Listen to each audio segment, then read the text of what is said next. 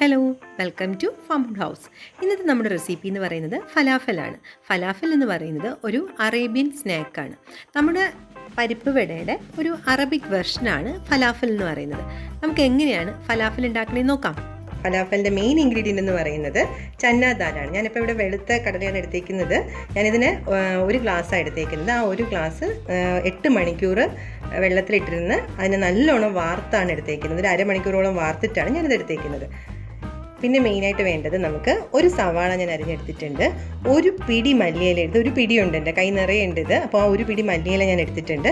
പിന്നെ 3 പച്ചമുളക് കീറി എടുത്തിട്ടുണ്ട്, 4 അല്ലെങ്കിൽ 5 വെളുത്തുള്ളി യൂസ് ചെയ്യാം, ഒരു പകുതി നാരങ്ങ എടുത്തിട്ടുണ്ട്. നമ്മളിവിടെ മല്ലിയില എന്നുള്ളതിൻ്റെ ഒപ്പം തന്നെ വേണമെങ്കിൽ പാസ്ലി ലീവ്സ് കിട്ടുകയാണെങ്കിൽ അതും യൂസ് ചെയ്യാം നമുക്ക്. ഇനി മസാലയായിട്ട് ഞാനിവിടെ ആഡ് ചെയ്യുന്നത് 1/2 ടീസ്പൂൺ കുരുമുളക് എടുത്തിട്ടുണ്ട്, 1/2 ടീസ്പൂൺ ചാട്ട് മസാല എടുത്തിട്ടുണ്ട്, 1/2 ടീസ്പൂൺ മല്ലിപ്പൊടി എടുത്തിട്ടുണ്ട്, ഒരു 1/4 ടീസ്പൂൺ സോഡാപ്പൊടി എടുത്തിട്ടുണ്ട്. ഞാനിവിടെ ജീരകം എടുത്തിട്ടുണ്ട്, അത് 1/2 ടീസ്പൂൺ ജീരകം എടുത്തേക്കുന്നത്. മൈദ മാവ് 1 ടേബിൾ സ്പൂൺ എടുത്തിട്ടുണ്ട്, ആവശ്യത്തിന് ഉപ്പും എടുത്തിട്ടുണ്ട്. നമുക്ക് ആദ്യം ഇതിനെല്ലാം ഒന്ന് ക്രഷ് ചെയ്തെടുക്കണം. ക്രഷ് ചെയ്തെടുക്കാന്ന് പറഞ്ഞാൽ നല്ല തരിതരിയായിട്ടിരിക്കണം, പക്ഷെ ഒത്തിരി അങ്ങ് അരിഞ്ഞു പോകാനും പാടില്ല, ഒത്തിരി തരി കൂടാനും പാടില്ല. അപ്പോൾ ആ തരത്തിലാണ് ക്രഷ് ചെയ്തെടുക്കേണ്ടത്. ഫുഡ് പ്രോസസ്സർ എൻ്റെ കയ്യിൽ ഇല്ലാത്ത കാരണം ഞാൻ മിക്സിയിലാണ് ചെയ്യുന്നത്.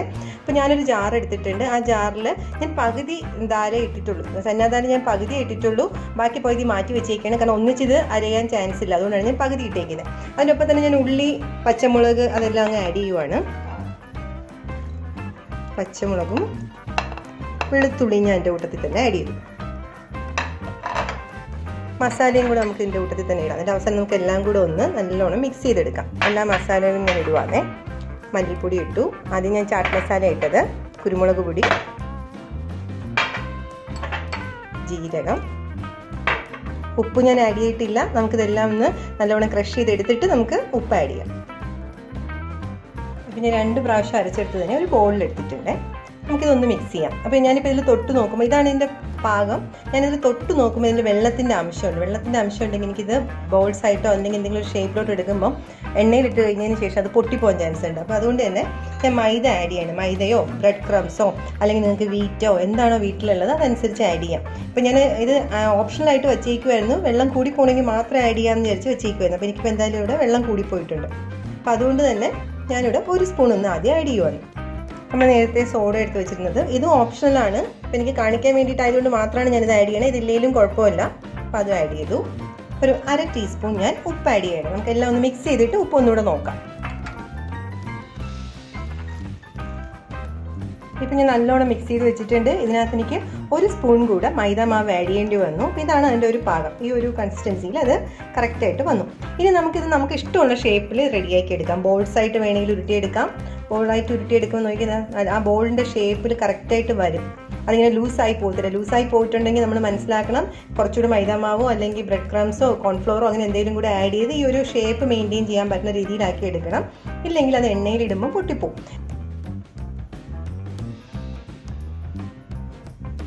ഞാനിപ്പോൾ ഒരു കടായിൽ എണ്ണ ചൂടാക്കാൻ വെച്ചിട്ടുണ്ട്. അപ്പോൾ എണ്ണ നല്ലോണം ചൂടായിട്ടുണ്ട്. ഞാൻ അവിടെ അപ്പോൾ തന്നെ ഫലാഫൽ ഞാനിവിടെ ബോൾസ് ആക്കി വെച്ചിട്ടുണ്ടായിരുന്നു. ആ ബോൾസ് എടുത്ത് ഒന്ന് നമുക്ക് കട്ട്ലറ്റ് ഷേപ്പാക്കി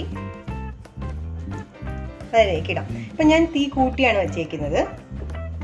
1 മിനിറ്റ് ഇങ്ങനെ ഹൈ ഫ്ലെയിമിൽ അത് ഒന്ന് വെന്തതിന് ശേഷം നമുക്ക് അതിനൊന്ന് ലോ ഫ്ലെയിമിലോട്ടാക്കാം.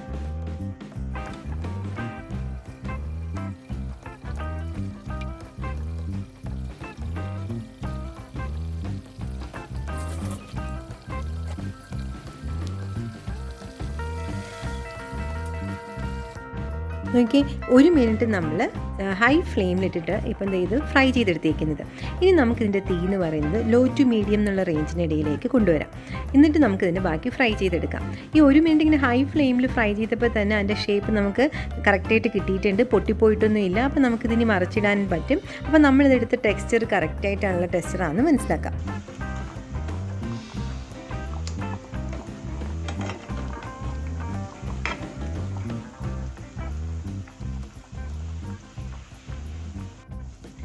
നമ്മളിവിടെ ഇപ്പോൾ സോക്ക് ചെയ്ത കടലയാണ് യൂസ് ചെയ്തിരിക്കുന്നത്.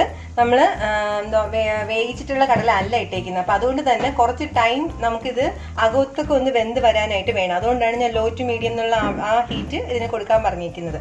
ഇത് നല്ലോണം ഒന്ന് ഫ്രൈ ആയി വന്നതിൻ്റെ ഒരു ബ്രൗൺ ഷെയ്ഡ് ആകുന്നത് വരെ നമുക്ക് 2 സൈഡും ഒന്ന് ഫ്രൈ ചെയ്തെടുക്കാം.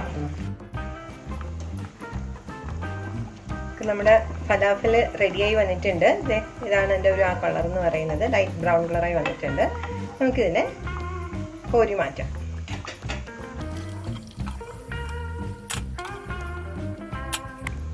അപ്പോൾ ഞാൻ അടുത്ത സെറ്റ് വീണ്ടും ഇടാൻ പോവുകയാണ്. പോലെ തന്നെ ബോൾസ് ആക്കി വെച്ചിരിക്കുന്നതിനെ എടുത്ത് നമ്മൾ കയ്യിലൊന്ന് പ്രസ് ചെയ്ത് കട്ട്ലറ്റിൻ്റെ ആ ഒരു ഷേപ്പിലോട്ടാക്കിയിട്ട് ഇതിലേക്ക് ഇടാം.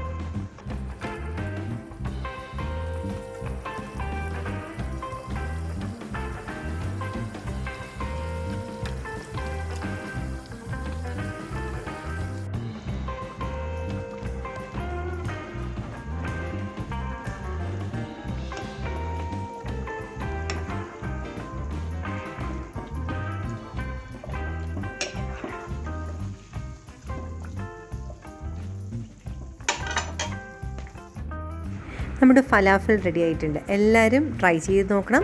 ഒത്തിരി ടേസ്റ്റി ആയിട്ടുള്ള ഒരു ഡിഷാണിത്. ഇതിന് കോമ്പിനേഷനായിട്ട് സൈഡ് ഡിഷ് നമുക്ക് യൂസ് ചെയ്യാൻ പറ്റുന്ന ഗാർലിക് ഡിപ്പ് നല്ലതാണ്. അല്ലെങ്കിൽ അറബിക് സോസസ് ആയ തൂം, ഹമ്മൂസ് എന്നൊക്കെ പറയുന്നതും നമുക്കിതിൻ്റെ ഒപ്പം കഴിക്കാൻ നല്ല ടേസ്റ്റ് തരും. അപ്പോൾ അതിൻ്റെ റെസിപ്പി ഞാൻ മറ്റൊരു അവസരത്തിൽ ചെയ്ത് കാണിച്ചിരുന്നതാണ്.